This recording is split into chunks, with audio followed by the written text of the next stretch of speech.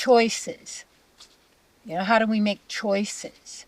How's that what should I do? What is, and for me is to understand what my priorities are, what my goal is, what's my objective. And that question of I'm here, I'm a living entity, what's my objective or goal that I would like to attain? And I always tell people you want to desire the topmost, but the topmost to me would be that which would give each of us our greatest what would you say, divine pleasure, happiness, prosperity, joy of being, lovingness, where it worked for everybody. Say that was, it's always was, I would call that my divine experiment. And it's that it would work for everybody. And what would happen from that, when people were all being who they really, really are?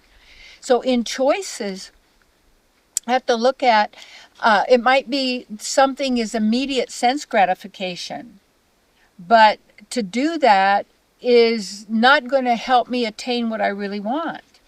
And to do that means it's going to maybe cost me something, or it could be, it will take me away from what I say that I really desire.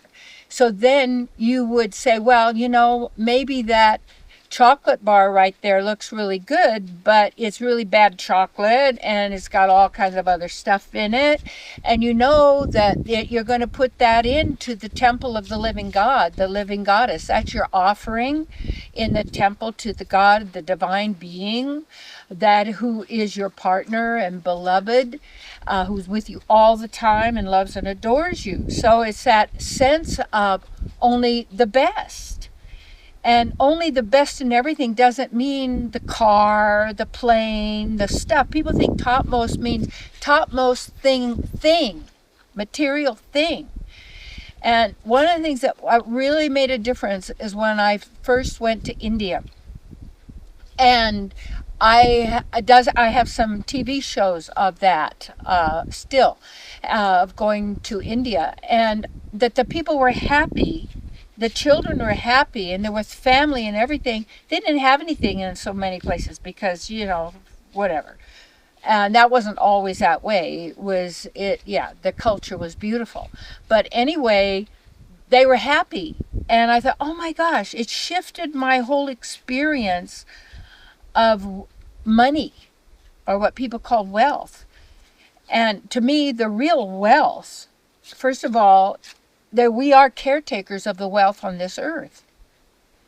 And that real genuine wealth is the love that you are, the knowledge, how your knowledge of who you are, what's available to you, your connection to your source, your divinity, where you're from, where you're going, what's possible, and also to know what's going on in this material world in which we are experiencing, you see, and to also then make our choices in eating, in speaking, in activity, in work. Just because you put on a uniform doesn't mean that you need to do what someone else is paying you to do if it goes against your own integrity or your own moral value or your own moral compass or whatever may be. Now is not a time to sell ourselves out any longer for money or for anything else. And that means we need to, instead of the short-term sense gratification, to look at the long-term ramifications. And in this moment is the first moment of the rest of your entire beingness.